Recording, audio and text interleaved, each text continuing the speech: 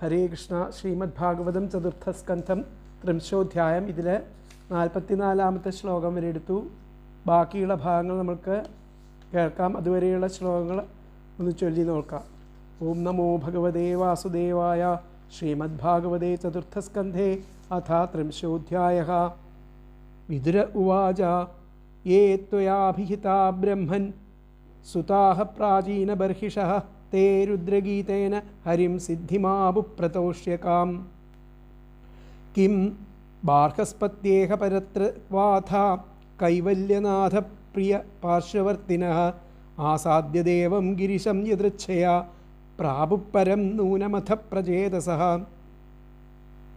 മൈത്രേയ ഉവാച പ്രചേതസോന്തരുദധൗ പിതുരാദേശകാരിണഃ ജപയജ്ഞേന തപസാ പുരഞ്ജനമതോഷയത്.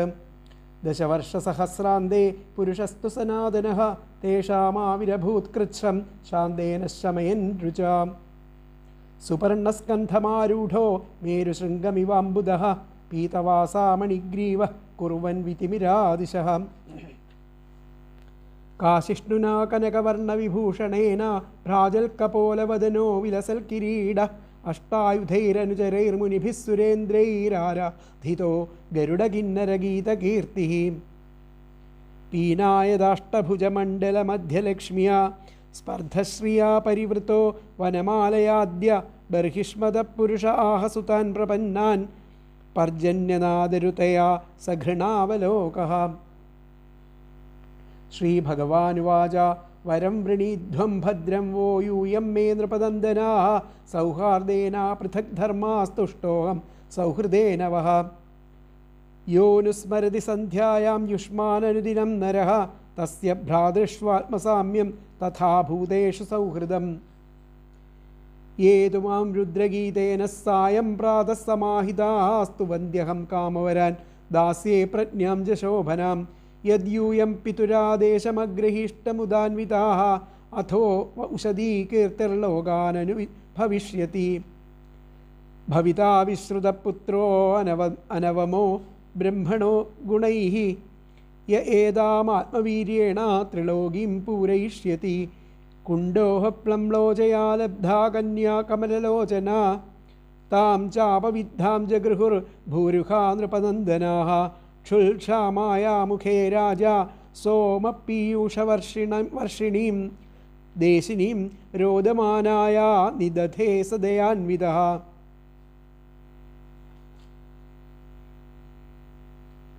പ്രജാവിസർഗാദിഷ്ടാഃ പിത്രാ മാമനുവർത്തത തത്ര കന്യാം വരാരോഹാം താമുദ്വഹതമാചിരം. അപൃഥക് ധർമ്മശീലാനാം സർവേഷാം വസ്സു മധ്യമാ അപൃഥക് ധർമ്മശീലേയം ഭൂയാത് പത്ന്യർപ്പിതാശയാം. ദിവ്യവർഷസഹസ്രാണാം സഹസ്രമഹദൗജസഃ ഭൗമാൻ ഭോക്ഷ്യത ഭോഗാൻ വൈ ദിവ്യാംശ്ചാനുഗ്രഹാൻ മമ. അഥ മയ്യനവായിന്യാ ഭക്ത്യാ പക്വഗുണാശയാ ഉപയാസ്യത മദ്ധാമാ നിർവിദ്യ നിരയാദതഃ. ഗൃഹേഷ്വാവിശതാം ജാപി പുംസാം കുശലകർമ്മണാം മദ്വാർത്തായാദയാമാനാം ന ബന്ധായ ഗൃഹാമതഃ. നവ്യവധൃതയേ യജ്ഞോ ബ്രഹ്മൈതദ്ബ്രഹ്മവാദിഭിः ന മുഹ്യന്തി ന ശോചന്തി ന ഹൃഷ്യന്തി യതോ ഗതാഃ. മൈത്രേയ ഉവാച ഏവം ബ്രുവാണം പുരുഷാർത്ഥഭാജനം ജനാർദ്ദനം പ്രാഞ്ജലയ പ്രചേതസഃ. തദ്ദർശനധ്വസ്തതമോരജോമലാ ഗിരാഗൃണൻ ഗദ്ഗദയാ സുഹൃത്തമം. പ്രചേതസഃ ഊചുഃ നമോ നമക്ലേശവിനാശനായ നിരൂപിതോദാരഗുണാഹ്വയായ മനോവചോ വേഗപുരോഗവായ സർവാക്ഷമാർഗൈരഗദാധ്വനേ നമഃ. ശുദ്ധായ ശാന്തായ നമസ്സുനിഷ്ഠയ മനസ്യ പാർത്ഥം വിലസൽദ്വയായ നമോ ജഗത്സ്ഥാനലയോദയേഷു ഗൃഹീതമായ ഗുണവിഗ്രഹായ. നമോ വിശുദ്ധസത്വായ ഹരേ ഹരിമേധസേ വാസുദേവായ കൃഷ്ണായ പ്രഭവേ സർവസാത്വതാം. നമഃ കമലനാഭായ നമഃ കമലമാലിനേ നമഃ കമലപാദായ നമസ്തേ കമലേക്ഷണേ നമഃ കമലകിഞ്ചൽകപിശങ്കാമലവാസസേ സർവഭൂതനിവാസായ നമോ യുക്ഷ്മഹി സാക്ഷിണേ. രൂപം ഭഗവതാത്വേദശേഷക്ലേശസംക്ഷയം ആവിഷ്കൃതം ന ക്ലിഷ്ടാനാം കിമന്യതനുകമ്പിതം.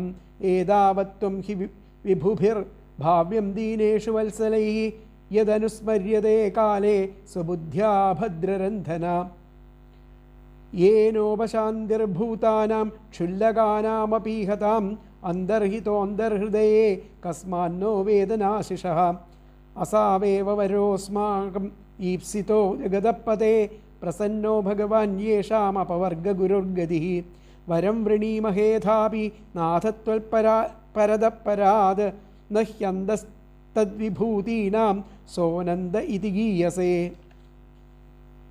പാരിജാതേഞ്ജസാ ലബ്ധേ സാരം ഗോന്യന്ന സേവത്തെ സ്വദംഘ്രിമൂലമാസാദ്യ സാക്ഷാൽ കിം കിം വൃണീമഹി യാവത്തെ മായയാ സ്പൃഷ്ടാ ഭ്രമാമൈഹ കർമ്മഭിഃ താവത് ഭവത്പ്രസംഗാനാം സംഗസ്യാന്നോ ഭവേ ഭവേ തുലയാമലവേനാപി ന സ്വർഗം ന പുനർഭവം ഭഗവത്സംഗി സംഗസ്യ മർത്യാനാം കിമുദാശിഷഃ യത്രേഡ്യന്തേ കഥാമൃഷ്ടാസ്തൃഷ്ണായാഃ പ്രശമോ യതഃ നിർവൈരം യത്ര ഭൂതേഷു നോദ്വേഗോ യത്ര കശ്ചന യത്ര നാരായണഃ സാക്ഷാത് ഭഗവാന്യാസിനാം ഗതി സംസ്തൂയതേ സൽകഥാസു മുക്തസംഗൈഃ പുനഃ പുനഃ തേഷാം വിചരതാം പദ്ഭ്യാം തീർത്ഥാനാം പാവനേച്ഛയാ ഭീതസ്യ കിം നരോചേത താവകാനം സമാഗമഃ വയം തു സാക്ഷാൽ ഭഗവൻ ഭവസ്യ പ്രിയസ്യ സഖ്യുക്ഷണസംഗമേന സുദുശ്ചികിത്സ്യസ്യ ഭവസ്യ മൃത്യോർഭിഷക്തമം ത്വാദ്യഗതിം ഗതാസ്മ യന്നസ്വധീതം ഗുരവഃ പ്രസാദിത വിപ്രാശ്ച വൃദ്ധാശ്ച സദാനുവൃത്യ ആര്യാനതാഃ സുഹൃദോ ഭ്രാതരശ്ച സർവാണി ഭൂതാന്യനസൂയയൈവ യന്നസ്തു തപ്തം തപ ഏതദീശ നിരന്ധസാം കാലമദഭ്രമപ്സു സർവം തദേതൽ പുരുഷസ്യ ഭൂമ്നോ വൃണീമഹേ തേ പരിതോഷണായ മനുസ്വയം ഭൂർഭഗവാൻ ഭവശ്ച യേന്യേതപോജ്ഞാനവിശുദ്ധസത്വാഃ അദൃഷ്ടപാരാ അഭിയന്മഹിംന സ്തുവന്ത്യഥോ ത്വാത്മസമം ഗൃണീമഃ നമസ്സമായ ശുദ്ധായ പുരുഷായ പരായ ച വാസുദേവായ സത്വായ തുഭ്യം ഭഗവതേ നമഃ. മൈത്രേയ ഉവാച ഇതി പ്രചേതോഭിരഭീഷ്ടുതോ ഹരിപ്രീതസ്തഥേത്യാഹ ശരണ്യവത്സലഃ അനിച്ഛതാം യാനം അതൃപ്തചക്ഷുഷാം യയൗ സുധാമാനം അപവർഗവീര്യഃ അഥ നിര്യായ സലിലാൽ പ്രചേതസ ഉദന്വതഃ വീക്ഷ്യാഗുപ്യൻദ്രുമൈച്ഛന്നാം ഗാം ഗാം രോദ്ധുമിഹോച്ഛ്രിതൈഃ തതോഗ്നിമാരുതൗ രാജന്നമുഞ്ചന്മുഖതോരുഷാ മഹീം നിർവീരുധം കർത്തും സംവർത്തക ഇവാത്യയേ.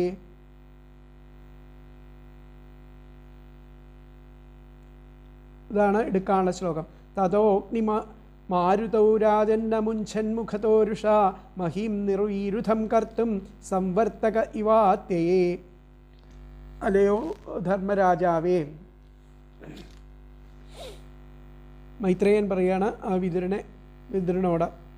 അപ്പോൾ ആ പ്രചേതസ്സുകൾ, ആ കോപിച്ചിരിക്കുന്ന പ്രചേതസ്സുകൾ രോഷത്തോടു കൂടിയിട്ട് ആ ഭൂമിയെ അതിലൊരു പച്ചപ്പടർപ്പ് പോലും ഇല്ലാതാക്കി തീർക്കുന്ന വിധത്തിൽ ആ കൽപ്പാന്തകാലത്തെ ആ കാലാഗ്നിരുദ്രനെ പോലെ, കൽപ്പാഗ്നികാലത്തെ കാലാഗ്നിരുദ്രനെ പോലെ ആ അവരുടെ മുഖത്ത് നിന്നും അഗ്നിയും തീയും കാറ്റും, അഗ്നിമാരുതവും ആ തീയും കാറ്റും വമിച്ചു. അപ്പോൾ മുമ്പത്തെ ശ്ലോകത്തിൽ പറഞ്ഞു, ആ പ്രചേതസ്സുകൾ സമുദ്രം പോലെ വിശാലമായിരിക്കുന്ന ആ ജലാശയത്തിൽ നിന്നും പുറത്തു വന്നു. ആ ഭൂമിയാകമാനം വൻവൃക്ഷങ്ങൾ വളർന്ന് അവ സ്വർഗത്തെ ഭേദിക്കുമോ എന്ന് തോന്നുമാറ് ഉയർന്നു നിൽക്കുന്ന കാഴ്ച കണ്ടു. അവർ കോപാകുലരായി നിന്നു. ആ കോപാകുലരായിരിക്കുന്ന അവർ ആ രോഷത്തോടു കൂടിയിട്ട് ആ ഭൂമിയെ അവിടെ ഒരു വൃക്ഷവും ഇല്ലാതെയാക്കി തീർക്കാൻ തക്കവണ്ണം, ഒരു പച്ചപ്പടർപ്പ് പോലും ഇല്ലാതാക്കി തീർക്കുന്ന വിധത്തിൽ ആ കൽപ്പാന്തകാലത്തെ കാലാഗ്നിരുദ്രനെ പോലെ, കൽപ്പാന്തകാലത്തുള്ള ആ കാലനെ പോലെ ആ മുഖത്ത് നിന്നും ആ തീയും കാറ്റും അവരിൽ നിന്നും വമിച്ചു എന്നുള്ളതാണ് പറയുന്നത്.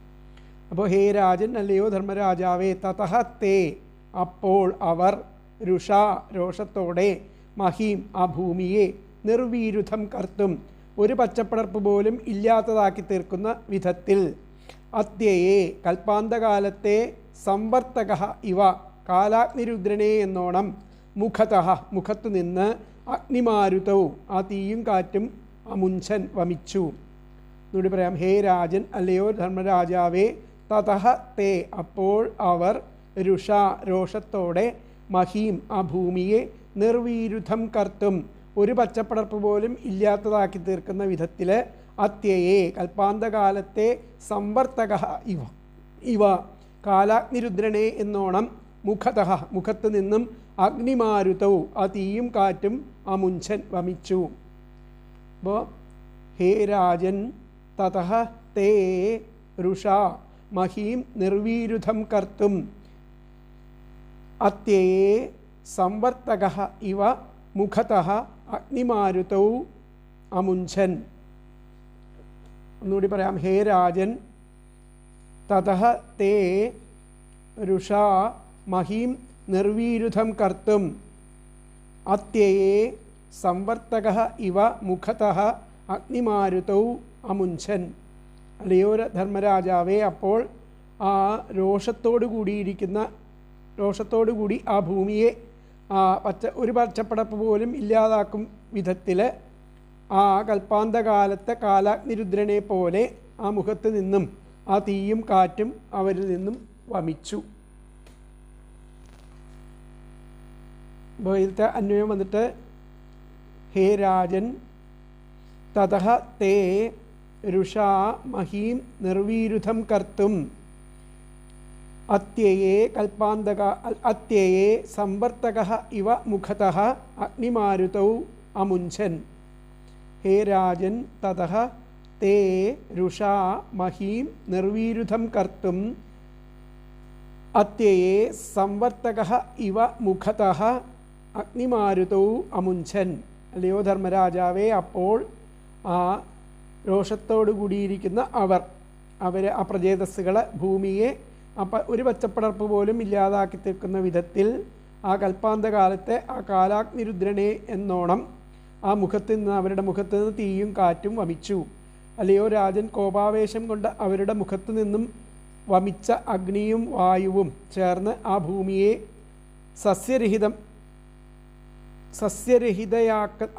ആക്കത്തക്ക വിധം ആ പ്രളയാഗ്നി പോലെ അത് കത്തിപ്പടർന്നു. ഇവിടെ കത്തിപ്പടർന്നു.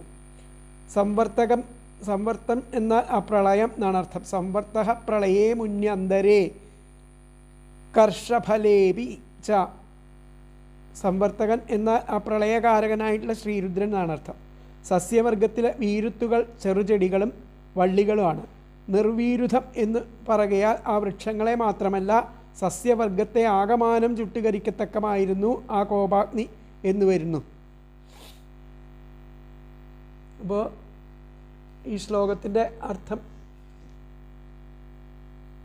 പിന്നെ രാജൻ അവർ ആ ഭൂമിയെ വൃക്ഷരഹിതമാക്കി തീർക്കാൻ ആ പ്രളയത്തിൽ കാലാഗ്നിരുദ്രൻ എന്നുപോലെ കോപത്താൽ തങ്ങളുടെ മുഖത്തിൽ നിന്നും അഗ്നിയെയും വായുവിനെയും സൃഷ്ടിച്ച് പുറത്തേക്ക് വിട്ടു.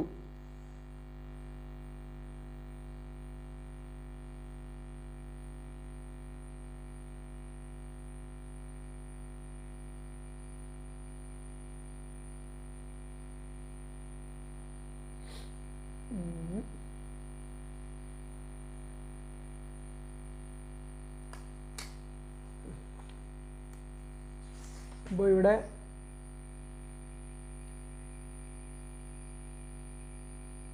ഇത്രയും കാലം ഇവർ തപസ് ചെയ്തിട്ട് ഇവരുടെ ഹൃദയത്തിൽ നിന്നും ആ കോപബീജം നിശേഷം നശിച്ചിട്ടില്ല.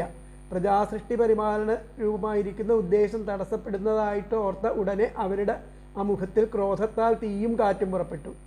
ആ പ്രളയകാലത്തിൽ ആ കാലാഗ്നി എന്ന പോലെ അവ ഉജ്ജ്വലിച്ചു. ഭൂമിയിൽ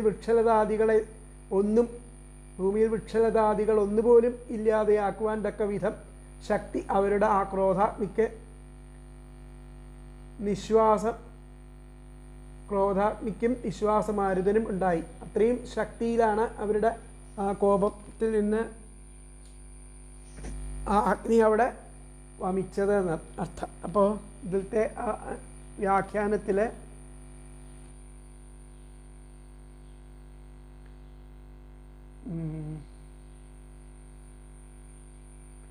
തതഃ പ്രചേതസഃ മുഖതോ മാരുതാവ്യുൽപാദ്യ, മുഖത്തിൽ നിന്നും അഗ്നിയും മാരുതനും ഉൽപ്പാദിക്കപ്പെട്ടു. അഗ്നിയും വായുവും മുഖത്തിൽ നിന്നും ഉൽപ്പാദിക്കപ്പെട്ട് വൃക്ഷാൻ ദഗ്ധുമാരേഭിരേ, വൃക്ഷങ്ങളെ ഇല്ലാതെയാക്കാൻ വേണ്ടിയിട്ട് ആരംഭിച്ചു എന്നർത്ഥം. മുഖതോ അഗ്നിർമാരുതാവുൽപാദ്യ വൃക്ഷാൻ ദഗ്ധുമാരേഭിരേ, മുഖത്തിൽ നിന്നും അഗ്നിയും മാരുതനും വായുവും അതിനെയും ഉൽപ്പാദിപ്പിച്ച് മുഖതോ അഗ്നിമാരുതാവുൽപാദ്യ വൃക്ഷാൻ ദഗ്ധുമാരേഭിരേ, ആ വൃക്ഷങ്ങളെ ഇല്ലാതെയാക്കാൻ വേണ്ടിയിട്ട് പരിശ്രമിച്ചു. മുഖതോ അഗ്നിമാരുതാ ഉൽപാദ്യ വൃക്ഷാൻ ദഗ്ധുമാരേഭിരേ എന്നുള്ളതാണ് അതിലത്തെ വ്യാഖ്യാനം. അപ്പം അടുത്ത ശ്ലോകം നമുക്ക് നോക്കാം.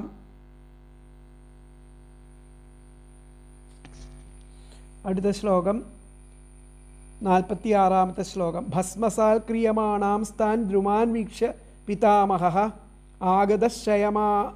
ആഗതശമയാമാസ പുത്രാൻ ബർഹിഷ്മതോ നയൈഃ. ഭസ്മസാൽ ക്രിയമാണാം സ്ഥാൻ ദ്രുമാൻ വീക്ഷ്യ പിതാമഹഃ ആഗതഃ ശമയാമാസ പുത്രാൻ ബർഹിഷ്മതോ നയൈഃ. അപ്പോൾ ആ വൃക്ഷങ്ങളെ ചാമ്പലാക്കപ്പെടുന്നതായിട്ട് കണ്ടിട്ട് ആ ബ്രഹ്മാവ്, പിതാമഹനായിരിക്കുന്ന ബ്രഹ്മാവ് അവിടെ വന്നെത്തിയിട്ട് ആ പ്രാചീന ബർഹിസിൻ്റെ പുത്രന്മാരെ വളരെ നീതിവാക്യങ്ങളെ കൊണ്ട് സാന്ത്വനപ്പെടുത്തി, അവരുടെ ആ ക്രോധത്തെ അവിടെ ഇല്ലാതെയാക്കി എന്നർത്ഥം. ഭസ്മസാൽ ക്രിയമാണാം സ്ഥാൻ, ആ ഭസ്മം ആക്കാൻ വേണ്ടിയിട്ടുള്ള അവരുടെ ആ ക്രിയകൾ കണ്ടിട്ട്, ആ ഭസ്മമാക്കാൻ, വൃക്ഷങ്ങളെ ഭസ്മമാക്കാനുള്ള ആ ക്രിയകളെ കണ്ടിട്ട്, അവരുടെ ആ പ്രചേതസ്സുകളുടെ ക്രിയകളെ കണ്ടിട്ട് ദ്രുമാൻ വീക്ഷ്യ പിതാമഹാവായിരിക്കുന്ന ആ ബ്രഹ്മാവ് ആഗതഃ വന്നിട്ട് ശമയാമാസ അവരെ സാന്ത്വനിപ്പിച്ചു. പുത്രാൻ ബർഹിഷ്മതോ നയേഹി, ആ പ്രാചീന ബർഹിസിൻ്റെ പുത്രന്മാരെ നയത്തിൽ അവരെ സാന്ത്വനപ്പെടുത്തി. താൻ ആ ദ്രുമാൻ വൃക്ഷങ്ങളെ ഭസ്മസാൽ ക്രിയമാണാൻ ചുട്ടരിച്ച് ചാമ്പലാക്കപ്പെടുന്നതായിട്ട് വീക്ഷ്യ കണ്ടിട്ട് ആഗതഃ വന്നെത്തിയവനായിരിക്കുന്ന പിതാമഹഃ ആ ബ്രഹ്മാവ് ബർഹിഷ്മതഃ ആ പ്രാചീന ബർഹിസിൻ്റെ പുത്രന്മാരെ നയൈഹി നീതിവാക്യങ്ങളാൽ ശമയാമാസ സാന്ത്വനപ്പെടുത്തി. ഒന്നും കൂടി പറയാം. താൻ ആ ദ്രുമാൻ ആ ദ്രുമാൻ വൃക്ഷങ്ങളെ ഭസ്മസാൽ ക്രിയമാണാൻ ചുട്ടരിച്ച് ചാമ്പലാക്കപ്പെടുന്നതായിട്ട് വീക്ഷ്യ കണ്ടിട്ട് ആഗതഃ വന്നെത്തിയവനായിരിക്കുന്ന പിതാമഹഃ ആ ബ്രഹ്മാവ് ബർഹിഷ്മതഃ ആ പ്രാചീന ബർഹിസിൻ്റെ പുത്രന്മാരെ നയൈഹി നീതിവാക്യങ്ങളാൽ ശമയാമാസ സാന്ത്വനപ്പെടുത്തി. അപ്പം താൻ ദ്രുമാൻ ഭസ്മസാൽ ക്രിയമാണാൻ വീക്ഷ്യ ആഗതഃ പിതാമഹഃ ബർഹിഷ്മതഃ പുത്രാൻ നയൈഹി ശമയാമാസ. എന്നുകൂടി പറയാം. താൻ ദ്രുമാൻ ഭസ്മസാൽ ക്രിയമാണാൻ വീക്ഷ്യ ആഗതഃ പിതാമഹഃ ബർഹിഷ്മതഃ പുത്രാൻ നയൈഹി ശമയാമാസ. ആ വൃക്ഷങ്ങളെ ചുട്ടരിച്ച് ചാമ്പലാക്കുന്നതായിട്ട് കണ്ടിട്ട് ആ വന്നെത്തിയിരിക്കുന്ന പിതാമഹൻ ആ ബ്രഹ്മാവ് പ്രാചീന ബർഹിസിൻ്റെ പുത്രന്മാരെ നീതിവാക്യങ്ങളാൽ അവരെ സാന്ത്വനപ്പെടുത്തി. വൃക്ഷലതാദികൾ ചുട്ടരിക്കുന്നതായിട്ട് കണ്ട ബ്രഹ്മാവ് അവിടെ വന്ന് ആ പ്രചേതസ്സുകളെ സാന്ത്വനപ്പെടുത്തി, അവശേഷിച്ച വൃക്ഷലതാദികളെ രക്ഷപ്പെടുത്തി. ഈ ചരിത്രം വളരെ വിസ്തരിച്ച് ആ ബ്രഹ്മപുരാണത്തിലും മറ്റും കാണാം. പ്രചേതസ്സുകൾ ജലാന്തർഭാഗത്ത് തപസ്സനുഷ്ഠിക്കവേ ഭൂമിയിൽ അരാജകത്വമുണ്ടാവുകയും തൽഫലമായിട്ട് പ്രജകൾക്ക് ക്ഷയം സംഭവിക്കുകയും വൃക്ഷങ്ങൾ കണക്കിലേറെ വളരുകയും കാറ്റടിക്കാൻ പോലും സ്ഥലമില്ലാതാവുകയും ചെയ്തു. ആ സന്ദർഭത്തിലാണ് പ്രചേതസ്സുകൾ പുറത്തു വരുന്നത്. അവർ മുഖത്ത് നിന്ന് വായുവേയും അഗ്നിയെയും വമിപ്പിച്ച് ആ വൃക്ഷങ്ങളെ ദഹിപ്പിച്ചു. സോമൻ്റെ അഭ്യർത്ഥന പ്രകാരം ആ പ്രചേതസ്സുകൾ ശാന്തരായിട്ട് ആ വൃക്ഷനാശോദ്യമത്തിൽ നിന്നും വിരമിച്ചു. തപശ്ചരൽസു പൃഥിവീം പ്രചേതസു തപശ്ചരൽസു പൃഥിവീം പ്രചേതസ്സു മഹീരുഹാഹ അരക്ഷമാണമാവവൃർബഭൂവാഥ പ്രജാക്ഷയഃ ദ്രുമക്ഷയമഥോ ബുദ്ധ്വാ കിഞ്ചിത് ചിഷ്ടേഷു ശാഖിഷു ഉപഗമ്യാബ്രവീദേതാസ്തദാ സോമപ്രജാപതീൻ. ആ ബ്രാഹ്മപുരാണത്തിൽ പറയുന്നുണ്ട്. വിഷ്ണു പുരാണാദികളും ഇങ്ങനെയൊക്കെ പറയുന്നുണ്ട്. അപ്പോൾ ഇവിടെ വന്നിട്ട് ആ കത്തിച്ചാമ്പലാക്കിക്കൊണ്ടിരിക്കുന്ന ആ വൃക്ഷങ്ങളെ കണ്ട് ആ ബ്രഹ്മാവ് ഉടൻ അവിടെ എത്തിയിട്ട് ആ പ്രചേതസ്സുകളെ യുക്തിയുക്തമായിരിക്കുന്ന വാക്കുകൾ കൊണ്ട് ശാന്തമാക്കി തീർത്തു എന്നുള്ളതാണ് പറഞ്ഞത്. അപ്പോൾ ആ വൃക്ഷലതാദികളെ മുഴുവനും ദഹിപ്പിക്കുന്നത് കണ്ടിട്ട് ആ ബ്രഹ്മാവ് ഇവിടെ പ്രത്യക്ഷനായിട്ട് വന്ന് ആ ബർഹിസിൻ്റെ പുത്രന്മാരോട് സമവാക്കുകൾ പറഞ്ഞ് സമാധാനിപ്പിച്ചു. അപ്പോൾ ഇതിലെ അന്വയം വന്നിട്ട് വ്യാഖ്യാനം വന്നിട്ട് തഥാ ബ്രഹ്മാ ദഹ്യമാനായ, അപ്പോൾ ആ ബ്രഹ്മാവ് ദഹ്യമാനാൻ വൃക്ഷാൻ വീക്ഷ്യ, ദഹിച്ചു കൊണ്ടിരിക്കുന്ന വൃക്ഷങ്ങളെ നോക്കിയിട്ട് തത്രേത്യ, അതിൽ നിന്നും അവരെ അതിൽ വിരമിപ്പിച്ചു. തഥാ അപ്പോൾ ബ്രഹ്മാവ് ദഹ്യമാനാൻ വൃക്ഷാൻ, ദഹിച്ചു കൊണ്ടിരിക്കുന്ന വൃക്ഷങ്ങളെ വീക്ഷ കണ്ടിട്ട് തത്രൈത്യ, അതിൽ നിന്നും അവരെ പിന്തിരിപ്പിച്ചു എന്നർത്ഥം. തഥാ ബ്രഹ്മാ ദഹ്യമാനാൻ വൃക്ഷാൻ വീക്ഷ്യ തത്രൈത്യ എന്നുള്ളതാണ് അതിലത്തെ വ്യാഖ്യാനം. അപ്പോൾ അടുത്ത ശ്ലോകം നമുക്ക് നോക്കാം. തത്ര അവശിഷ്ടായേ വൃക്ഷ ഭീതാദുഹിതരം തദാ ഉജ്ജഹൃസ്തേ പ്രചേതോഭ്യ ഉപദിഷ്ടാഹ സ്വയംഭുവ. തത്ര അവശിഷ്ടായേ വൃക്ഷ ഭീതാദുഹിതരം തദാ ഉജ്ജഹൃസ്തേ പ്രചേതോഭ്യ ഉപദിഷ്ടാഹ സ്വയംഭുവ. അപ്പോൾ അവിടെ അവശേഷിച്ചിരിക്കുന്ന ആ വൃക്ഷങ്ങൾ ഭീതരായിട്ട് എന്തു ചെയ്തു? ആ ബ്രഹ്മാവിൻ്റെ ബ്രഹ്മാവിൻ ഉപദേശിക്കപ്രകാരം തങ്ങളുടെ പുത്രിയെ ആ പ്രചേതസ്സുകൾക്ക് ഉജ്ജഹ്രു സമർപ്പിച്ചു. ആരാണ് വൃക്ഷങ്ങളുടെ പുത്രി? വാക്ഷി. അതായത് ആ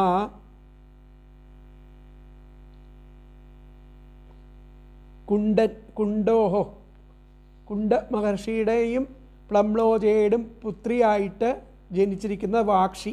ആ പുത്രിയെ അവർ വൃക്ഷങ്ങൾക്ക് കൊടുത്തു എന്ന് പറഞ്ഞു. ആ വാക്ഷി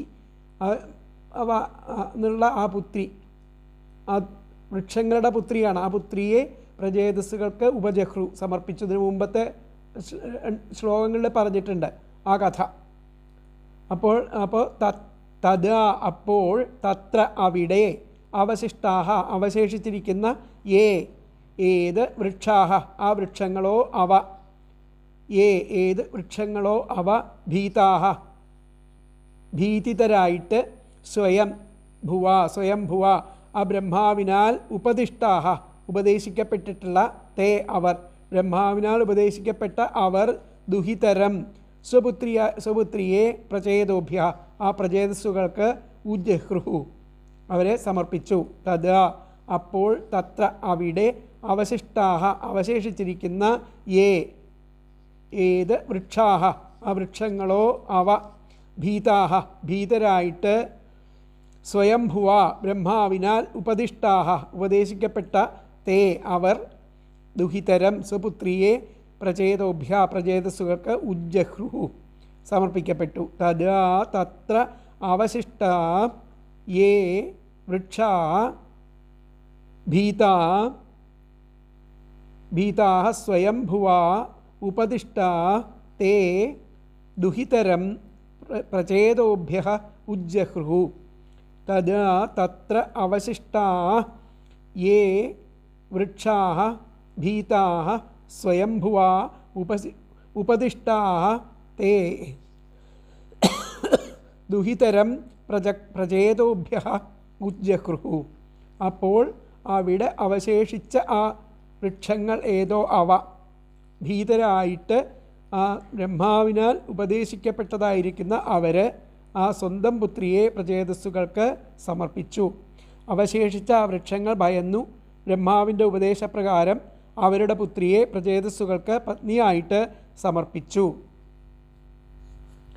അപ്പോൾ അവിടെ ബാക്കി വന്ന വൃക്ഷങ്ങളെ പേടിച്ച് ബ്രഹ്മാവിനാൽ ഉപദേശിക്കപ്പെട്ട തങ്ങളുടെ പുത്രിയെ ആ പ്രജേതസ്സുകൾക്ക് സമർപ്പിച്ചു. ഭൂമിയിൽ അവശേഷിച്ച വൃക്ഷങ്ങളെ ഭയപ്പെട്ട് ആ ബ്രഹ്മാവിൻ്റെ ഉപദേശപ്രകാരം അവരുടെ പുത്രിയെ പ്രജേതസ്സുകൾക്കായിട്ട് കൊടുത്തു എന്നാണ് പറഞ്ഞത്. അപ്പോൾ ഇതിലത്തെ വ്യാഖ്യാനം വന്നിട്ട് വൃക്ഷേഭ്യ വൃക്ഷങ്ങൾ കന്യാം ഗൃഹീത്വ കന്യകയെ കൊണ്ടുവന്ന് ക്രോധശാന്തിயை തേഭ്യോ ദദൗ ആ പ്രജേതസ്സുകളുടെ കോപശാന്തിക്കായിട്ട് അവർക്ക് അവളെ കൊടുത്തു എന്നുള്ളതാണ്. വൃക്ഷേഭ്യ വൃക്ഷങ്ങൾ കന്യാം ആ പുത്രിയെ ഗൃഹീത്വ കൊണ്ടുവന്ന് ക്രോധശാന്തി ആ കോപം ശമിപ്പിക്കാനായിട്ട് ആ പ്രജേതസ്സുകളുടെ കോപശാന്തിക്കായിട്ട് തേഭ്യോ ദദൗ അവർക്കായിട്ട് കൊടുത്തു. വൃക്ഷേഭ്യ വൃക്ഷങ്ങൾ കന്യാം ആ കന്യകയെ ഗൃഹീത്വ കൊണ്ടുവന്ന് ക്രോധശാന്തി ആ പ്രജേതസ്സുകളുടെ ക്രോധശാന്തിക്കായിട്ട് ആ പുത്രിയെ തേഭ്യോ ദദൗ അവർക്ക് കൊടുത്തു. അപ്പോൾ വൃക്ഷേഭ്യ കന്യാം ഗൃഹീത്വ ക്രോധശാന്തി തേഭ്യോ ദദൗ എന്നുള്ളതാണ് അതിലത്തെ ആ വ്യാഖ്യാനം. അപ്പോൾ അടുത്ത ശ്ലോകം തേജ ബ്രഹ്മണ ആദേശാൻ മാരുഷാം ഉപയേമിരേ യസ്യാം മഹദവജ്ഞാനാദ് അജന്യജനയോനിജ തേജ ബ്രഹ്മണ ആദേശാൻ മാരുഷാം ഉപയേമിരേ യസ്യാം മഹദവജ്ഞാനാദ് അജന്യജനയോനിജ. അപ്പോൾ ആ ബ്രഹ്മാവിൻ്റെ ആ നിർദ്ദേശാനുസരണം തന്നെ അവർ ആ പ്രജേതസ്സുകൾ ആ പുത്രിയെ മാരിഷ എന്നുള്ളതാണ് പുത്രിയെ ആ വൃക്ഷങ്ങളുടെ പുത്രിയെ വാക്ഷി എന്നും പറയും മാരിഷയെ അവർ ഉപയേമിരെ വിവാഹം കഴിച്ചു. എന്നിട്ട് ആ ബ്രഹ്മാവിൻ്റെ പുത്രനായിരുന്ന ദക്ഷൻ മഹദവജ്ഞാനാത് ആ മഹാദേവനെ അവമാനിച്ചതിനാൽ യസ്യാം ആ യാതൊരുവളിൽ ആ മാരിഷയിൽ പുത്രനായിട്ട് പുനർജനിച്ചു.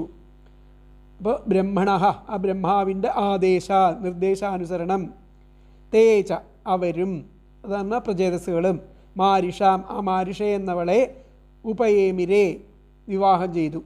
അജനയോ നിജഹ ആ ബ്രഹ്മാവിൻ്റെ പുത്രനായിരുന്ന ആ ദക്ഷൻ അജനയോ നിജഹ ആ ബ്രഹ്മാവിൻ്റെ പുത്രനായിരിക്കുന്ന ദക്ഷൻ മഹദവജ്ഞാനാത് ആ മഹാദേവനെ അവമാനിച്ചതിനാൽ യസ്യാം യാതൊരുവളിൽ അജനി ജനിച്ചു. ആ മാരിഷയിൽ ആ ദക്ഷൻ വീണ്ടും പുനർജനിച്ചു എന്നാണ് ഇവിടെ പറയുന്നത്. അപ്പോൾ ബ്രഹ്മണ ആദേശാൽ തേജ മാരിഷാം ഉപയേമിരേ അജനയോ നിജഃ മഹദവജ്ഞാനാത് യസ്യാം അജനി എന്നുകൂടി പറയാം. ബ്രഹ്മണ ആദേശാത് തേജ മാരിഷ ഉപയേമിരേ അജനയോ നിജഃ മഹദവജ്ഞാനാത് യസ്യാം അജനി. ബ്രഹ്മാവിൻ്റെ ആ നിർദ്ദേശാനുസരണം ആ പ്രജേതസ്സുകളും ആ മാരിഷ എന്നവളെ വിവാഹം ചെയ്തു. ആ ബ്രഹ്മാവിൻ്റെ പുത്രനായിരിക്കുന്ന ദക്ഷൻ ആ മഹാദേവനെ അവമാനിച്ചതിനാൽ അദ്ദേഹത്തിൻ്റെ ശരീരം ഉപേക്ഷിച്ചിട്ട് വീണ്ടും ഇവളിലെ ക്ഷത്രിയാംശജനായിട്ട് ആ മാരിഷയിൽ പുനർജനിച്ചു. അവശേഷിച്ച വൃക്ഷങ്ങളെ ഭയന്നു ആ ബ്രഹ്മാവിൻ്റെ ഉപദേശപ്രകാരം അവരുടെ പുത്രിയെ ആ പ്രജേതസ്സുകൾക്ക് പത്നിയായിട്ട് സമർപ്പിച്ചു. ആ പ്രജേതസ്സുകൾ ബ്രഹ്മാവിൻ്റെ നിർദ്ദേശത്തെ മാനിച്ച് വൃക്ഷങ്ങളുടെ പുത്രിയായിരിക്കുന്ന മാരിഷയെ വിവാഹം കഴിച്ചു. ആ ബ്രഹ്മപുത്രനായിരിക്കുന്ന ദക്ഷൻ പരമേശ്വരനെ അവമാനിക്കയാൽ ആ ദേഹത്യാഗം ചെയ്ത് മാരിഷയിൽ പ്രജേതസ്സുകളുടെ പുത്രനായിട്ട് പുനർജന്മം സ്വീകരിച്ചു. വൃക്ഷങ്ങളുടെ പുത്രിയാകയാൽ മാരിഷയ്ക്ക് വാക്ഷി എന്ന പേരും ഉണ്ട്.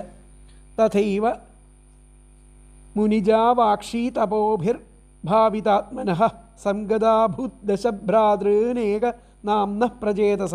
മഹാഭാരതത്തിൽ പറയുന്നുണ്ട്.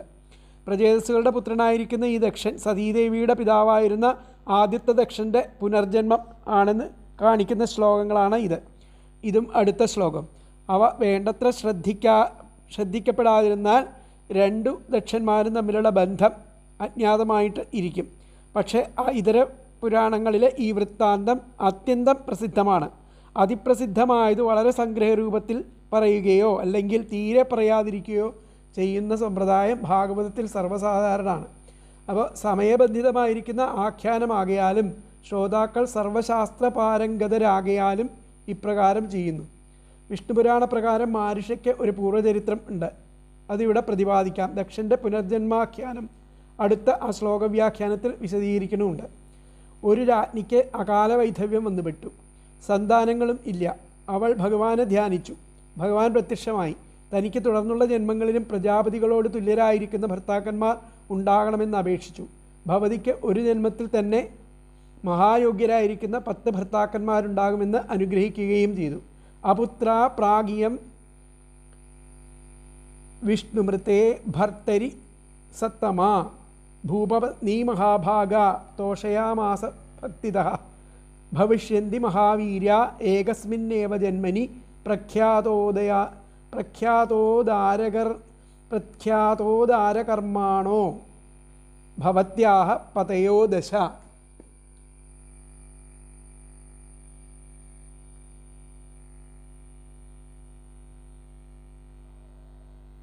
ഭവത്യാഹ പതയോ ദശ. അപ്പോൾ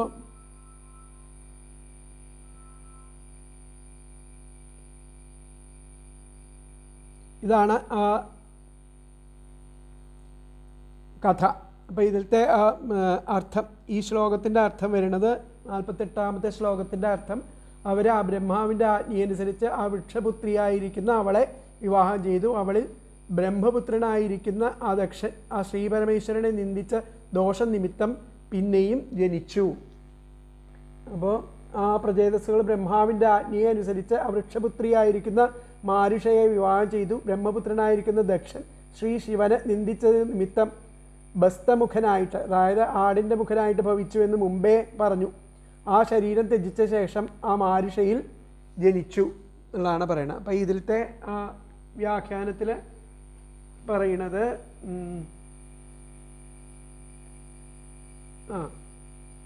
പ്രജേതസോ ബ്രഹ്മാജ്ഞ, പ്രജേതസ്സുകളെ ബ്രഹ്മാവിൻ്റെ ആജ്ഞ കൊണ്ട് വാക്ഷി നാംനീം, വാക്ഷി എന്നു പേരുള്ള കന്യാമുപേമിരെ, കന്യയെ വിവാഹം ചെയ്തു. തസ്യ അവളിൽ ദക്ഷോ ബ്രഹ്മപുത്ര, ബ്രഹ്മപുത്രനായിരിക്കുന്ന ദക്ഷൻ ശിവാപമാന, ശിവനെ അവമാനിച്ചതിനാൽ ക്ഷത്രിയ വംശത്തിലായിട്ട് പുനർജാത, വീണ്ടും ജനിച്ചു എന്നുള്ളതാണ് പറയുന്നത്. അപ്പോൾ തതോ തേ പ്രചേതസ്സു, ആ പ്രചേതസ്സുകളെ ബ്രഹ്മാവിൻ്റെ ആജ്ഞയാൽ വാക്ഷി നാംനീം കന്യാം, വാക്ഷി എന്നു പേരുള്ള കന്യകയെ വിവാഹം കഴിച്ചു. ഉപയേമിരെ തസ്യ അവളിൽ ദക്ഷോ, ദക്ഷൻ ബ്രഹ്മപുത്രൻ ആയിരിക്കുന്ന ദക്ഷൻ ശിവാപമാനാ, ശിവനെ അപമാനിച്ചതിനാൽ ക്ഷത്രിയ വംശത്തിൽ പുനർജാത, വീണ്ടും ജനിച്ചു എന്നുള്ളതാണ് പറയുന്നത്. അപ്പോൾ തേ പ്രചേതസ്സോ ബ്രഹ്മാജ്ഞയ വാക്ഷി നാംനീം കന്യാമുപയേമിരെ തസ്യാ ദക്ഷോ ബ്രഹ്മപുത്ര ശിവാപമാനാത് ക്ഷത്രിയ വംശോ പുനർജാത എന്നുള്ളതാണ് ആ ശ്ലോകത്തിൻ്റെ അർത്ഥം ആയിട്ട് പറയുന്നത്. അപ്പോൾ അടുത്ത ശ്ലോകം ചാക്ഷുഷേ ത്വന്തരേ പ്രാപ്തേ പ്രാക്സർഗേ കാലവിദ്രുതേ യസ് സസർജ പ്രജാ ഇഷ്ടാ സ ദക്ഷോ ദൈവചോദിതഃ. ചാക്ഷുഷേ ത്വന്തരേ പ്രാപ്തേ പ്രാക്സർഗേ കാലവിദ്രുതേ യഹ സസർജ പ്രജാ ഇഷ്ടാ സ ദക്ഷോ ദൈവചോദിതഃ. അവ പൂർവ സൃഷ്ടി ആ കാലക്രമേണ ക്ഷയിച്ചിട്ട് ആ ചാക്ഷുഷം എന്ന ആ മന്വന്തരം വന്ന സമയത്ത് ആ ഈശ്വരനാൽ പ്രേരിക്കപ്പെട്ടിട്ട് ആ യാതൊരാൾ ആ ഇഷ്ടപ്പെട്ട പ്രജകളെ സൃഷ്ടിച്ചിരുന്നുവോ അദ്ദേഹമാണ് ഈ ദക്ഷൻ, രണ്ടാമത് വരുന്ന ദക്ഷൻ. അടുത്ത മന്വന്തരത്തിൽ വരുന്ന ചാക്ഷുഷ മന്വന്തരത്തിലെ ദക്ഷൻ ഇദ്ദേഹമാണ്. ചാക്ഷുഷേ ത്വന്തരേ പ്രാപ്തേ, പൂർവസൃഷ്ടി കാലക്രമേണ പ്രാപ്തേ പ്രാക്സർഗേ കാലവിദ്രുതേ, പൂർവസൃഷ്ടി കാലക്രമേണ ക്ഷയിച്ച് ആ ചാക്ഷുഷം എന്ന ആ മന്വന്തരം വന്നപ്പോൾ, ചാക്ഷുഷേ ത്വന്തരേ പ്രാപ്തേ, ചാക്ഷുഷം എന്ന മന്വന്തരം വന്നപ്പോൾ ഈശ്വരനാൽ പ്രേരിക്കപ്പെട്ടിട്ട് ദൈവചോദിത എന്തുണ്ടായി? യാതൊരാൾ ഇഷ്ടാഹ, ആരാണോ പ്രജാ സൃഷ്ടിക്ക് വേണ്ടിയിട്ട് ഇഷ്ടപ്പെട്ട് സൃഷ്ടിക്കപ്പെട്ടത് ആ ദക്ഷൻ ആണ് ഈ ദക്ഷൻ. അപ്പോൾ നോക്കാം, നമുക്ക് അതിലത്തെ വാക്കുകൾ നോക്കാം. പ്രാക്സർഗേ പൂർവസൃഷ്ടി, കാലവിദ്രുതേ കാലക്രമേണ ക്ഷയിച്ച്, ചാക്ഷുഷേ ചാക്ഷുഷം എന്ന അന്തരേ മന്വന്തരം പ്രാപ്തേതു വന്നപ്പോൾ ദൈവചോദിത ആ ഈശ്വരനാൽ പ്രേരിപ്പിക്കപ്പെട്ട് ഈശ്വരനാൽ പ്രേരിപ്പിക്കപ്പെട്ട് യഹ ആ യാതൊരാൾ ഇഷ്ടാഹ ആ ഇഷ്ടപ്പെട്ട പ്രജാഹ ആ പ്രജകളെ സസർജ സൃഷ്ടിച്ചിരുന്നുവോ സഹ അദ്ദേഹമാണ് ഈ ദക്ഷ പ്രാക് സർഗേ പൂർവസൃഷ്ടി കാലവിദ്രുതേ കാലക്രമേണ ക്ഷയിച്ച് ചാക്ഷുഷം എന്ന അന്തരേ മന്വന്തരം പ്രാപ്തേതു വന്നപ്പോൾ ദൈവചോദിത ഈശ്വരനാൽ പ്രേരിപ്പിക്കപ്പെട്ട് ആ യാതൊരാൾ യഹ ഇഷ്ടാഹ ഇഷ്ടപ്പെട്ട പ്രജകളെ സസർജ സൃഷ്ടിച്ചിരുന്നുവോ സഹ അദ്ദേഹമാണ് ഈ ദക്ഷൻ. അപ്പോൾ പ്രാക് സർഗേ കാലവിദ്രുതേ ചാക്ഷുഷേ അന്തരേ പ്രാപ്തേതു ദൈവചോദിത യഹ ഇഷ്ടാഹ പ്രജാ സസർജ സഹ ദക്ഷ. എന്നുകൂടി പറയാം. പ്രാക് സർഗേ കാലവിദ്രുതേ ചാക്ഷുഷേ അന്തരേ പ്രാപ്തേതു ദൈവചോദിത യഹ ഇഷ്ടാഹ പ്രജാ സസർജ സഹ ദക്ഷ. ആ പൂർവസൃഷ്ടി കാലക്രമേണ ക്ഷയിച്ച് ആ ചാക്ഷുഷം എന്ന മന്വന്തരത്തിൽ വന്നപ്പോൾ ആ ഈശ്വരനാൽ പ്രേരിപ്പിക്കപ്പെട്ട് യാതൊരാൾ ഇഷ്ടപ്പെട്ട പ്രജകളെ സൃഷ്ടിച്ചിരുന്നുവോ അദ്ദേഹമാണ് ഈ ദക്ഷൻ. കാലക്രമത്തിൽ ആ പൂർവസൃഷ്ടി ക്ഷയിച്ചു. അങ്ങനെ ആ ചാക്ഷുഷമന്വന്തരം സമാഗതായി. ആ പൂർവകൽപ്പത്തിൽ സൃഷ്ടി അഭിവൃദ്ധിപ്പെടുത്തിയ അതേ ദക്ഷൻ ഇപ്പോൾ ആ മാരിഷയിൽ പുനർജന്മം എടുത്തിട്ട് ഈശ്വരപ്രേരണയാൽ സൃഷ്ടികർമ്മം അഭിവൃദ്ധിപ്പെടുത്തുന്നതിൽ വ്യാപൃതനുമായി. ആ ബ്രഹ്മാവിൻ്റെ പുത്രനായിരിക്കുന്ന ആദ്യത്തെ ദക്ഷൻ തന്നെയാണ് പ്രജേയസ്സുകളുടെ പുത്രനായിട്ട് മാരിഷയിൽ ജനിച്ചതെന്ന് കാണിപ്പാൻ പുരാണവാക്യങ്ങൾ നിരവധിയാണ്. ഇപ്പോൾ ഭാഗവതത്തിൽ സംഗ്രഹ രൂപത്തിൽ പറഞ്ഞിരിക്കിയാൽ ഈ കാര്യം വിശദീകരിക്കേണ്ടതുണ്ട്. അന്യപുരാണജ്ഞാനം ഇല്ലാത്തവർക്ക് ഭാഗവതത്തിലെ ഈ 1-2 ശ്ലോകങ്ങൾ വേണ്ടത്ര ശ്രദ്ധിക്കപ്പെടാഞ്ഞാൽ 2 ദക്ഷന്മാരെയും ഘടിപ്പിക്കാൻ യാതൊരു മാർഗവും ഇല്ല. ദശഭ്യസ്തു പ്രചേതോഭ്യോ മാരുഷായാം പ്രജാപതിം യജ്ഞേ ദക്ഷോ മഹാഭാഗോ യപൂർവം ബ്രഹ്മണോ ഭവത്. വിഷ്ണുപുരാണത്തിൽ പറയുന്നു, ദശഭ്യസ്തു പ്രചേതോഭ്യോ മാരിഷായാം പ്രജാപതി ദക്ഷോ യജ്ഞേ മഹാഭോഗോ യപൂർവം ബ്രഹ്മണസ്സുത. കൂർമ്മപുരാണത്തിലും പറയുന്നുണ്ട്. അപ്പോൾ സ്വയംഭുവോപി കാലേന ദക്ഷ പ്രചേതസോ അഭവത്. മത്സ്യപുരാണത്തിൽ ദശഭ്യസ്തു പ്രചേതോഭ്യോ മാരിഷായാം പ്രജാപതി ദക്ഷോ യജ്ഞേ മഹാതേജ സോമസ്യാംശേന ഭോദ്വിജാ. ബ്രാഹ്മപുരാണത്തിൽ പ്രജാപതിത്വം സംപ്രാപ്യ ആര്യത്തെ ഭാര്യാ തേഷാം ച മാരിഷ അഭവത് ഭവശാപേന തസ്യാം ദക്ഷോ ഭവത്തതഃ. ഗരുഡപുരാണത്തിൽ എല്ലാ പുരാണത്തിലും ഒരുവിധം എല്ലാ പുരാണത്തിലും പറയുന്നുണ്ട്. ആദ്യത്തെ ദക്ഷൻ ബ്രഹ്മാവിൻ്റെ മരീച്യാദികളായിരിക്കുന്ന മാനസപുത്രന്മാരിൽപ്പെട്ടവനായിരുന്നു. എന്നാൽ മാരിഷയാൽ പുനർജന്മം സ്വീകരിച്ചപ്പോൾ മനുഷ്യനാണ്. ഹുതേ വൈ ബ്രഹ്മണി സത്ര ചാക്ഷുഷസ്യാന്തരേ മനോ അഭിവ്യാഹൃത്യ സപ്തർഷീൻ ദക്ഷം സോഭ്യശപത് പുനഃ ഭവിതാ മാനുഷോ രാജാ ചാക്ഷുഷസ്യാന്തരേ മനോ പ്രാചീനബർഹിഷ പൗത്രഃ പുത്രശ്ചാപി പ്രചേതസാം ദക്ഷ ഇത്യേവ നാംനാത്വം മാരീഷായാം ജനിഷ്യസി. ബ്രാഹ്മപുരാണത്തിൽ പറയുന്നുണ്ട്. വിധ്വസ്യ യജ്ഞം ദക്ഷം തു തം ശശാപപിനാകധൃക് ധ്രുവസ്യാന്വേയ സംഭൂതോ മനുഷ്യസ്ത്വം ഭവിഷ്യസി. ഗരുഡപുരാണത്തിൽ പറയുന്നു.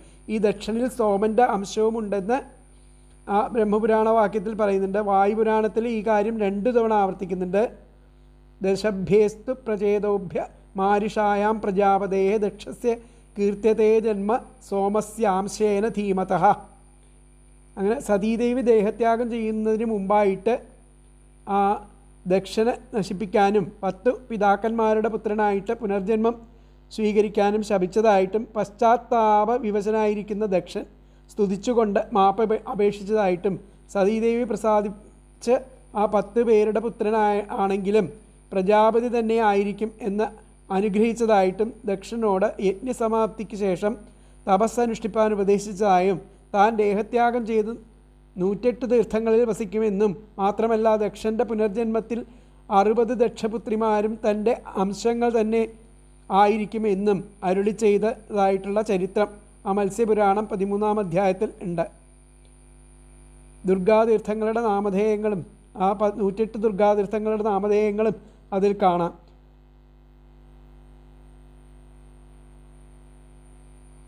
അപ്പോൾ 2 ദക്ഷന്മാരും വ്യത്യസ്തരാണെന്ന് ധാരണ എങ്ങനെയോ പ്രചാരത്തിലുള്ളതിനാലാണ് ഇത്രയും വിസ്തരിച്ച് പറയണത് ഇതിൽ.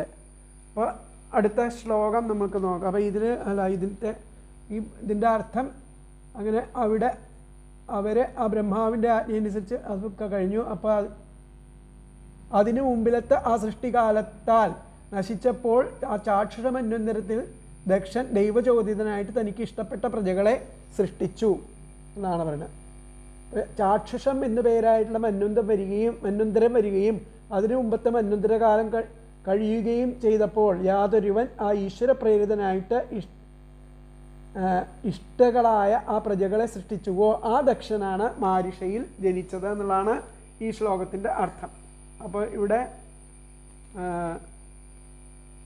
യസ് ചാക്ഷുഷമന്വന്തരേ, ചാക്ഷുഷമന്വന്തരത്തിൽ പ്രാപിച്ച പൂർവദേഹേ, മുൻപ് ഉണ്ടായിരുന്ന പൂർവദേഹ അപൂർവ സർഗത്തിൽ കാലം കൊണ്ട് നഷ്ടപ്പെട്ട സതി ഭഗവത ആ ദക്ഷൻ ആ ഭഗവാനാൽ പ്രേരിതനായിട്ട് സൻ പ്രജാസർജ പ്രജാസൃഷ്ടിക്ക് വേണ്ടി സദക്ഷ ഇതി പ്രസിദ്ധ, ആ ദക്ഷനാണ് ഇവിടെ പ്രസിദ്ധനായിട്ട് ഈ മാനുഷയിൽ ജനിച്ചത് എന്നർത്ഥം.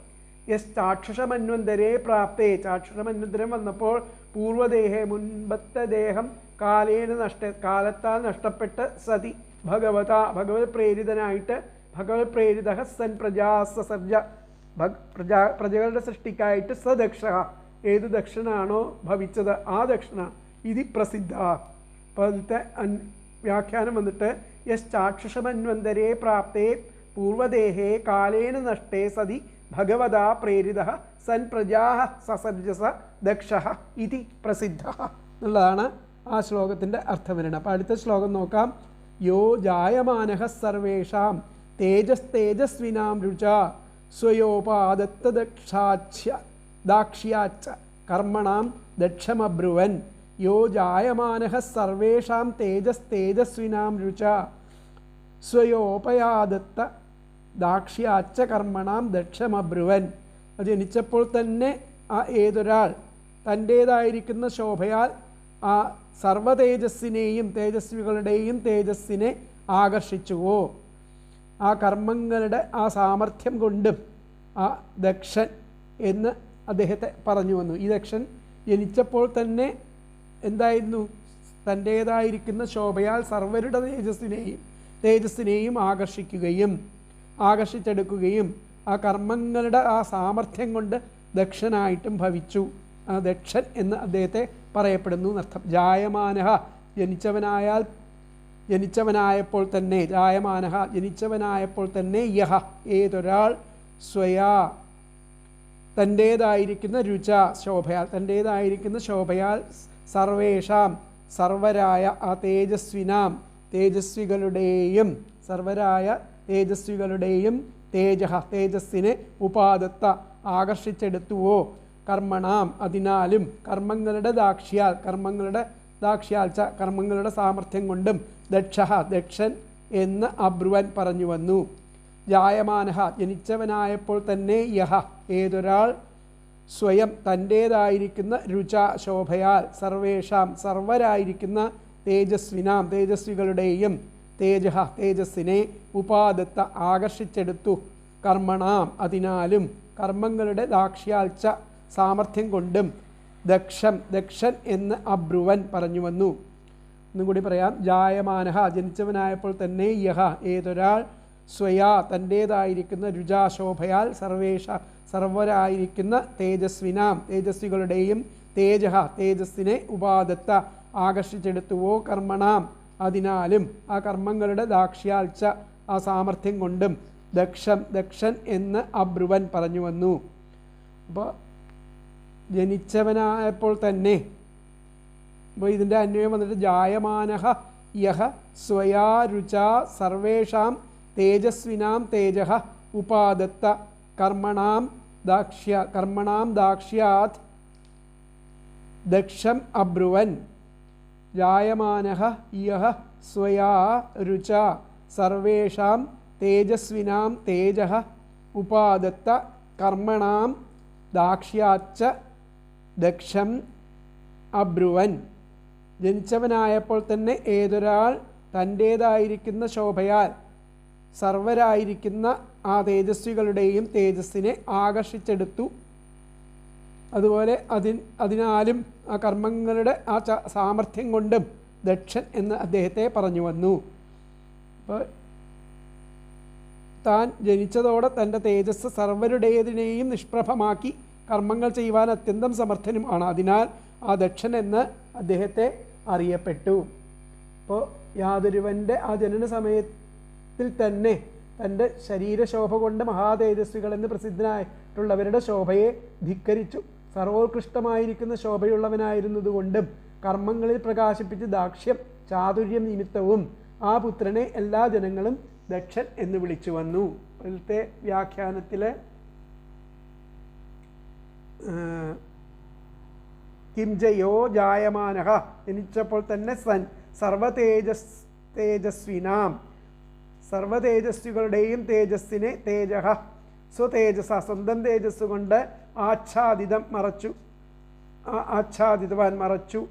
യം ജ കർമ്മദാക്ഷ്യാത് ആ കർമ്മത്തിൻ്റെ ആ ദാക്ഷ്യം കൊണ്ട് ആ സാമർഥ്യം കൊണ്ട് ദക്ഷം ജഗതു ദക്ഷം എന്ന പേരിൽ പ്രസിദ്ധനായി എന്നർത്ഥം. അപ്പം കിംജ യോ ജായമാനഃ ആ ദക്ഷൻ ജനിച്ചപ്പോൾ തന്നെ സർവതേജസ്വിനാം തേജഃ സർവതേജസ്വികളുടെയും തേജസ്സിനെ സ്വതേജസ സ്വന്തം തേജസ് കൊണ്ട് ആച്ഛാദിതവാൻ സ്വതേജസ് കൊണ്ട് മറക്കപ്പെട്ടു. യം ജ അങ്ങനെ ആ കർമ്മദാക്ഷ്യാൽ അതുപോലെ ആ കർമ്മങ്ങളുടെ ആ സാമർഥ്യം കൊണ്ട് ദക്ഷം ജഗതു ദക്ഷൻ എന്ന പേരിലും അറിയപ്പെട്ടു. അപ്പോൾ ഇതിലത്തെ വ്യാഖ്യാനം വന്നിട്ട് കിംചയോ ജായമാനഃ സൻ സർവതേജസ്വിനാം തേജഃ സ്വതേജസ ആച്ഛാദിതവാൻ യം ജ കർമ്മദാക്ഷ്യാത് ദക്ഷം ജഗതുഹു. ഒന്നും കൂടി പറയാം. കിംച യോ ജായമാനഃ സൻ സർവതേജസ്വിനാം തേജഃ സ്വതേജസ ആച്ഛാദിതവാൻ യം ജ കർമ്മദാക്ഷ്യാത് ദക്ഷം ജഗതു. അപ്പോൾ അടുത്ത ശ്ലോകം നോക്കാം. തം പ്രജാസർഗരക്ഷായാം അനാദിരഭിഷിച്യ ച യുയുജേന്യാംശ്ച സവൈ സർവപ്രജാപതീൻ. തം പ്രജാസർഗരക്ഷായാം അനാദിരഭിഷിച്യ ച യുയുജേന്യാംശ്ച സവൈ സർവപ്രജാപതീൻ. തം പ്രജാസർഗരക്ഷായാം അനാദിരഭിഷിച്യ ച യുയുജേന്യാംശ്ച സവൈ സർവപ്രജാപതീൻ. ആദിയില്ലാത്തവൻ അദ്ദേഹത്തെ അഭിഷേകം കഴിച്ച് ആ പ്രജാസൃഷ്ടിയുടെ പരിപാലനത്തിൽ യോജിപ്പിച്ചു. അദ്ദേഹമാകട്ടെ ആ മറ്റുള്ള പ്രജാപതികളെയും ഓരോരോ കാര്യത്തിലായിട്ട് നിയമിക്കുകയും ചെയ്തു. ആ ബ്രഹ്മാവ് ആയിട്ടുള്ള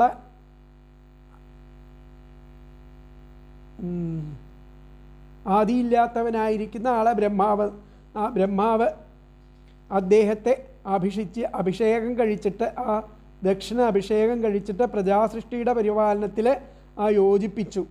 മറ്റൊരു പ്രജാപതികളുമായിട്ട് യോജിപ്പിച്ചു. അദ്ദേഹമാകട്ടെ അന്യപ്രജാപതികളെയും ഓരോരോ കാര്യങ്ങളിൽ നിയമിക്കുകയും ചെയ്തു എന്നുള്ളതാണ് പറഞ്ഞിരിക്കുന്നത്. അപ്പോൾ ആദിയില്ലാത്തവൻ തം അദ്ദേഹത്തെ അഭിഷേകം ചെയ്യിച്ചു. പ്രജാസർഗ രക്ഷായാം പ്രജാസൃഷ്ടിയുടെ പരിപാലനത്തിൽ യോജിപ്പിച്ചു. സവൈ അദ്ദേഹമാവട്ടെ മറ്റുള്ള സർവപ്രജാപതീൻ എല്ലാ പ്രജാപതികളെയും യുയുജേച്ച ഓരോരോ കാര്യങ്ങൾക്കായിട്ട് നിയമിക്കുകയും ചെയ്തു. എന്നുകൂടി പറയാം. ആദിയില്ലാത്തവൻ തം അദ്ദേഹത്തെ അഭിഷേകം കഴിച്ച് പ്രജാസർഗ രക്ഷായാം പ്രജാസൃഷ്ടിയുടെ പരിപാലനത്തിനായിട്ട് യോജിപ്പിച്ചു. സവൈ അദ്ദേഹമാകട്ടെ മറ്റുള്ള സർവേ പ്രജാപതീൻ എല്ലാ പ്രജാപതികളെയും യുയുജേച്ച ഓരോരോ കാര്യങ്ങൾക്കായിട്ട് നിയമിക്കുകയും ചെയ്തു. അനാദിഹി തം അഭിഷിച്യച്ച പ്രജാസർഗ രക്ഷായാം യുയോജ സവൈ സർവ പ്രജാപതീൻ യുയുജേച്ച. എന്നുകൂടി പറയാം. അനാദിഹി തം അഭിഷിച്യ ച പ്രജാസർഗരക്ഷായാം യുയോജ സ വൈ അന്യാൻ സർവ പ്രജാപതീൻ യുയുജേച്ച. അപ്പോൾ ആദിയില്ലാത്തവനായിരിക്കുന്ന ആ ബ്രഹ്മാവ് അദ്ദേഹത്തെ അഭിഷേകം കഴിച്ച് ആ പ്രജാസൃഷ്ടിയുടെ പരിപാലനത്തിനായിട്ട് യോജിപ്പിച്ചു. അദ്ദേഹമാകട്ടെ സർവപ്രജാപതികളെയും ഓരോരോ കാര്യങ്ങൾക്കായിട്ട് നിയമിക്കുകയും ചെയ്തു. അങ്ങനെ ആ ബ്രഹ്മാവ് അദ്ദേഹത്തെ പ്രജകളുടെ സൃഷ്ടിക്കും രക്ഷയ്ക്കും നിയോഗിച്ച് ചക്രവർത്തിയായിട്ട് അഭിഷേകം ചെയ്തു. ഓരോ പ്രജാപതികൾക്ക് ഇന്നിന്ന ചുമതലയാണെന്ന വ്യവസ്ഥകളെയും ചെയ്തു. അപ്പോൾ അദ്ദേഹത്തെ ആ ബ്രഹ്മാവ് പ്രജകളുടെ സൃഷ്ടിക്കും രക്ഷയ്ക്കുമായിട്ട് അഭിഷേകം ചെയ്ത് ഭാരമേൽപ്പിച്ചു. അദ്ദേഹം മറ്റ് പ്രജാപതിമാരെയും അതാതു കാര്യങ്ങൾക്കായിട്ട് ചുമതലപ്പെടുത്തി. അങ്ങനെ ആ ദക്ഷന് ബ്രഹ്മദേവൻ പ്രജകളെ സൃഷ്ടിച്ച് രക്ഷിച്ച് അഭിവൃദ്ധിപ്പെടുത്തുവാൻ അഭിഷേകം ചെയ്ത് നിശ്ചയിച്ചു. അങ്ങനെ ദക്ഷൻ ആ മരീച്യാദികളായിരിക്കുന്ന മറ്റ് പ്രജാപതികളെ സമുചിത വ്യാപാരങ്ങളിൽ ഏർപ്പെടുത്തി. അപ്പോൾ ഇവിടെ വ്യാഖ്യാനത്തിൽ എന്താണ് ദക്ഷം തം ദക്ഷം ആ ദക്ഷൻ യഥാകാലം വേണ്ട കാലത്തിൽ ആ പ്രജാസർഗരക്ഷായാം പ്രജാസൃഷ്ടിയുടെ രക്ഷയ്ക്കായിട്ട് അഭ്യഷേചയൻ ആ ബ്രഹ്മാവിനാൽ അഭിഷേകം ചെയ്യിക്കപ്പെട്ടു. തം ദക്ഷം ആ ദക്ഷനെ യഥാകാലം വേണ്ട കാലത്തിൽ പ്രജാസർഗരക്ഷായാം പ്രജാസൃഷ്ടിയുടെ രക്ഷയ്ക്കായിട്ട്